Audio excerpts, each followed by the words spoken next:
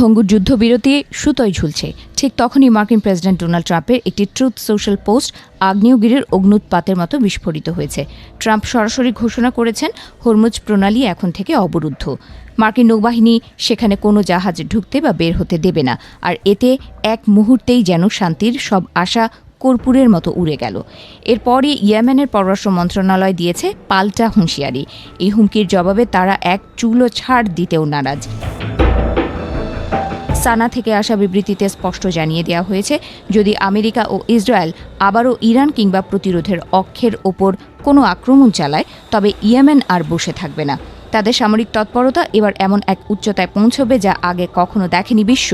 মধ্যপ্রাচ্যের মরুঝড় এবার হয়তো সরাসরি মার্কিন রণতরীগুলোকে গ্রাস করতে ধেয়ে আসবে। ইয়েমেনি কর্মকর্তাদের কণ্ঠে ছিল চরম হুঁশিয়ারি। তারা বলছেন, ট্রাম্পের এই ঔদ্ধত্য কেবল যুদ্ধের উস্কানিই নয়, বরং এটি বিশ্ব অর্থনীতির কফিনে শেষ পেরেক ঠুকে দেওয়ার শামিল। হরমুজ প্রণালীর এই উত্তেজনা যদি সরাসরি সংঘাতে রূপ নেয়, তবে জ্বালানি তেলের দাম কোথায় গিয়ে ঠেকবে আর বৈশ্বিক সরবরাহ ব্যবস্থা কিভাবে ভেঙে পড়বে, সেই ভয়াবহ চিত্র কল্পনা করেই শিউরে উঠেছে বিশ্লেষক মহল। ইতিহাসের পাতা উল্টোলে দেখা যায় 2025 সালের জুন এবং 2026 সালের ফেব্রুয়ারিতে ইরানের বিরুদ্ধে 2 দফা রক্তক্ষয়ী যুদ্ধ চালিয়েও হোয়াইট হাউস তাদের লক্ষ্য অর্জনে ব্যর্থ হয়েছে। ইয়েমেনের দাবি অনুযায়ী ট্রাম্পের স্বপ্ন ছিল ইরান সরকারকে উৎখাত করা, কিন্তু সেই দুঃস্বপ্ন এখন কেবল ব্যর্থতার গ্লানি হয়ে ধরা দিচ্ছে। নৌপথে আধিপত্য বিস্তারের এই নতুন চাল আসলে সেই পরাজয় ঢাকার এক মরিয়া চেষ্টা মাত্র। এদিকে তেহরানও জবাব দিতে দেরি করেনি।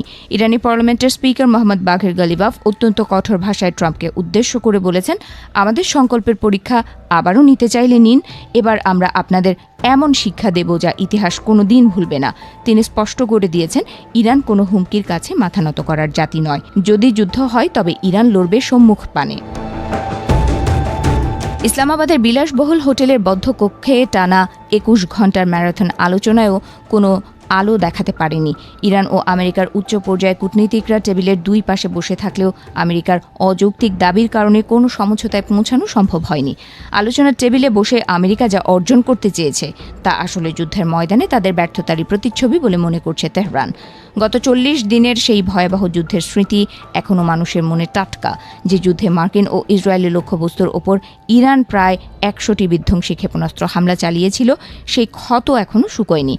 আমেরিকা এক পর্যায়ে ইরানের স্থায়ী যুদ্ধবিরতির প্রস্তাব মেনে নিতে বাধ্য হয়েছিল, কিন্তু ট্রাম্পের বর্তমান অবস্থান সেই শান্তি চুক্তিকে কেবল একটি কাগজের টুকরোয় পরিণত করার উপক্রম করেছে। ইরান ইতোমধ্যেই সতর্কতা জারি করেছে। তাদের মতে হরমুজ প্রণালীতে মার্কিন নৌবাহিনীর যে কোনো ধরনের সামরিক তৎপরতা 2 সপ্তাহের যুদ্ধবিরতির সুস্পষ্ট লঙ্ঘন। তাদের স্পষ্ট বার্তা, যদি কোনো যুদ্ধজাহাজ এই কৌশলগত জলসীমায় প্রবেশের চেষ্টা করে, তবে তার ফলাফল হবে অত্যন্ত ভয়াবহ। পারস্য উপসাগরের শান্ত পানি যে কোনো সময় আগুনের লেলিহান শিখায় জ্বলে উঠতে পারে। পুরো বিশ্ব এখন রুদ্ধশ্বাসে তাকিয়ে আছে হরমুজ প্রণালীর দিকে। একদিকে ট্রাম্পের লকড অ্যান্ড লোডেড মার্কিন সেনাবাহিনী, অন্যদিকে ইরান ও ইয়েমেনের অটল প্রতিরোধ। যদি শান্তির এই শেষ আশাটুকুও নিভে যায়, তবে 2026 সালের এই বসন্ত হয়তো মানবজাতির ইতিহাসে এক দীর্ঘস্থায়ী শোকের ছায়া নিয়ে আসবে। যুদ্ধের দামামা বাজছে, এখন দেখার বিষয় বিবেক জয়ী হয় নাকি বারুদ।